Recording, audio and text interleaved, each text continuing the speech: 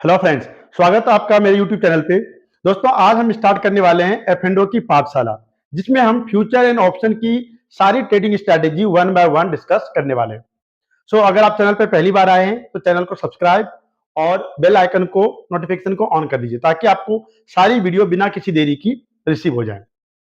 आज हम डिस्कस करेंगे बुल कॉल स्प्रेड।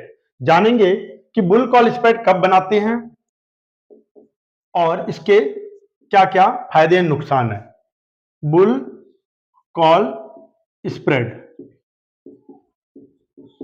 तो दोस्तों, जैसे आपको वर्ड से ही समझ में आ रहा होगा कि बुल मतलब तेजी, कॉल मतलब ऑप्शन और स्प्रेड का मतलब मैं ये एक से ज्यादा लॉट्स में काम करने वाला हूं। तो देखते हैं इसको कब बनाते हैं, कैसे बनाते हैं, क्या प्रॉफिट होता है और क्या रिस्क रहता है।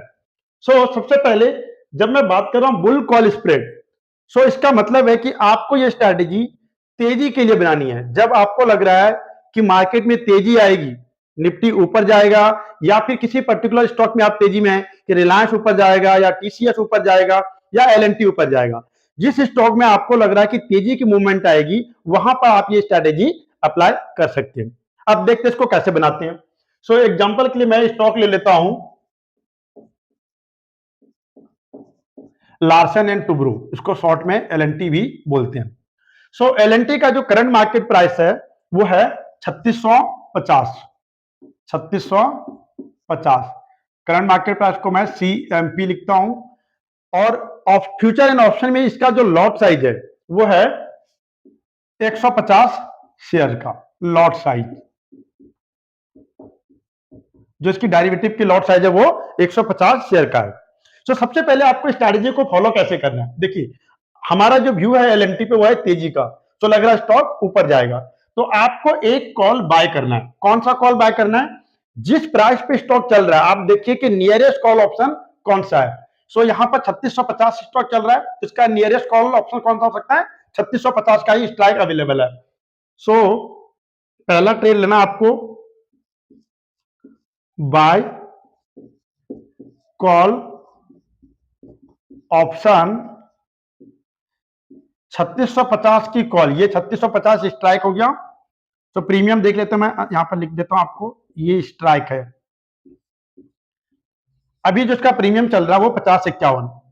इजी कैलकुलेशन के लिए मैं 50 रुपीज ले लेता हूं। आपने क्या किया, 3650 पे स्टॉक चल रहा है, ये इसका प्रीमियम है, और 3650 की कॉल ऑप्शन को बाय कर लिया। अगर ये स्टॉक 3600 पे होता तो आप 3600 की कॉल बाय करती। ठीक है, अब हम क्या करेंगे, सेकेंड ट्रेड लेंगे सेल कॉल ऑप्शन। तो इसी स्टॉक का ऊपर से एक कॉल भेज देंगे। अब आपके मन में ख्याल आएगा कि कौन सा स्ट्राइक, डिपेंड करता है आप कितनी ज्यादा बुलिश है। अगर आपको लग रहा है इंट्राडे करना है, 1% या 1.5% आएगा, तो एक स्ट्राइक का गैप ले लीजिए। यानी 3650 बाय किया, इसका अगला स्ट्राइक है 3700। अगर आपको लग रहा है कि पोजिशन बनाना और लंबी मूवमेंट आने वाली, ज्यादा बड़ा मूवमेंट आने वाले, तो आप इसको 3750 भी कर सकते हैं। तो उसी के अकॉर्डिंग आपका रिस्क रिवॉर्ड रेशियो चेंज हो जाएगा। मैं इजी कैलकुलेशन के लिए लेता हूं यहां पर 3700, जिसकी प्रीमियम अगर हम देखें अभी तो वो 40 रुपए के आसपास में चल रहा है। अब ध्यान से देखिए, 3650 पे स्टॉक चल रहा था, मैंने 3650 की कॉल को बाय किया है, और इसको हेज करने के लिए 3700 की कॉल को मैंने सेल किया है। तो ऊपर की कॉल सेल हो रहा है और नीचे की कॉल बाय हो रही है। नीचे का मतलब जहां पर स्टॉक चल रहा है। अब देखते इसमें प्रॉफिट कैसे होगा। आपको यहां पर समझना है कि आपने तेजी का लिया, तो अज्यूम करते हैं कि स्टॉक में मूवमेंट आया, स्टॉक जो है यहां से बढ़ के 3680 हो गया, एक मान लेते हैं 30 पॉइंट स्टॉक ऊपर हो गया।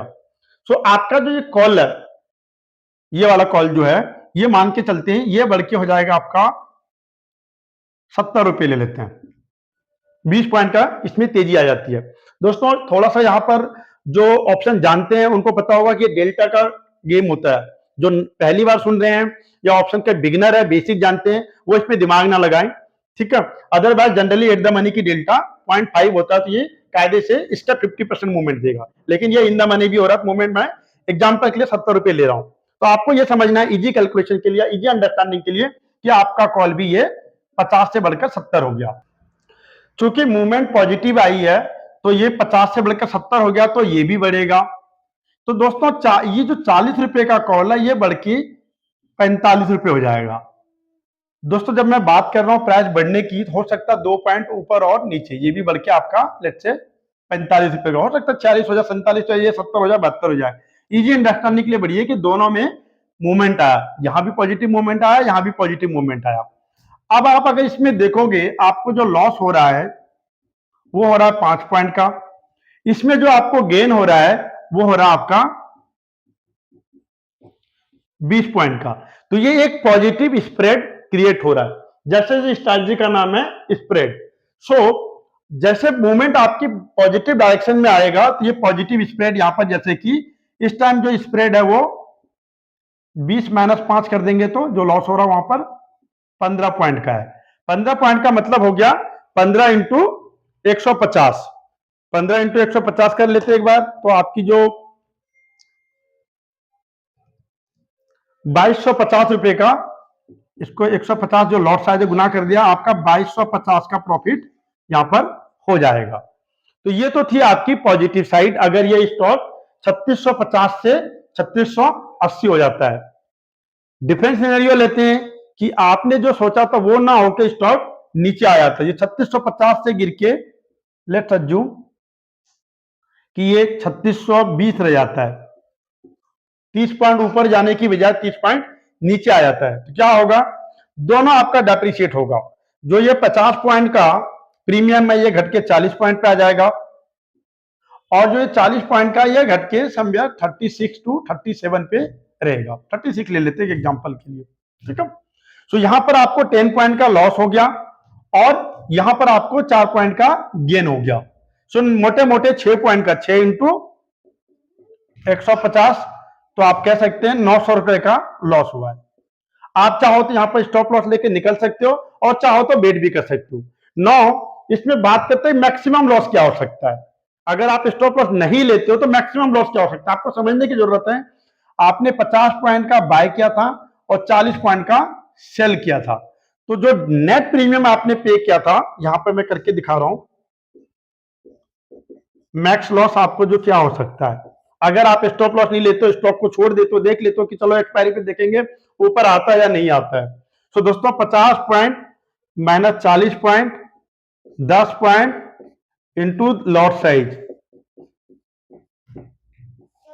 तो 1500 से ज्यादा आपको लॉस कभी भी हो ही नहीं सकता। सो इस स्ट्रैटेजी की ब्यूटी है कि यह limited profit limited loss strategy है। आशा करता हूं वीडियो समझ में आई होगी। अगर कोई भी डाउट है तो आप मुझे कमेंट करके बता सकते हैं। अगर आप इसको पहले से यूज कर रहे हैं तो अपना ट्रेडिंग एक्सपीरियंस भी शेयर करिए। मिलते हैं अगली वीडियो में एक और नई स्ट्रैटेजी के साथ। Thank you.